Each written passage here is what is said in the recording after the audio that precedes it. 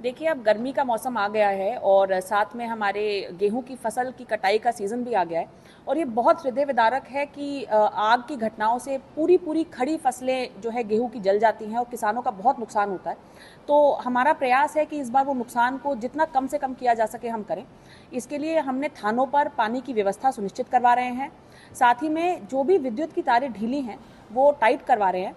इसी के क्रम में मेरी प्रधान जी लोगों से निवेदन है कि कोई तार यदि आपको लगता है जिससे स्पार्किंग से फसल को नुकसान हो सकता है, अपने बीडीओ को अवगत कराएं और हम विद्युत विभाग के साथ समन्वय करते हुए उनको प्रायोरिटी पे उसको ठीक करवाएंगे। साथ में आप लोग अपने गांव में पानी की व्यवस्था अवश्य रखें, क्योंकि जब ये ऐसी घटनाएं होती हैं तो बिजली को बंद कर दिया जाता है और ट्यूबवेल वगैरह न चल पाने की वजह से पानी की उपलब्धता ही नहीं हो पाती है। तो गाँव में खेतों में पानी की व्यवस्था कम से कम हम लोग रख लें। साथ ही में जितनी भी कंबाइन मशीनें हैं उनके साथ एक अग्निशमन यंत्र और साथ में बालू की बाल्टी को रखना अनिवार्य किया जा रहा है।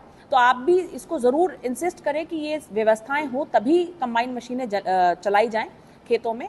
साथ में देखिए, जब ये खेत जलते हैं तो किलोमीटरों में फसलें नष्ट हो जाती हैं।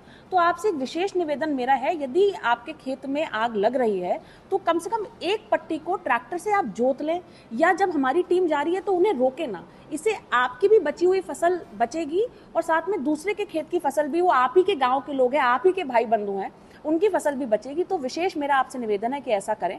साथ में पराली, इस वक्त तो भूसे का वैसे भी बहुत डिमांड है, पर पराली अब बिल्कुल ना जलाएं। अगर आपको नहीं आवश्यकता है तो हमारा पंचायत विभाग मनरेगा की मजदूरी देकर वैसे भी उसको आपके खेत से उठवा लेगा, आपकी अगर परमिशन होगी।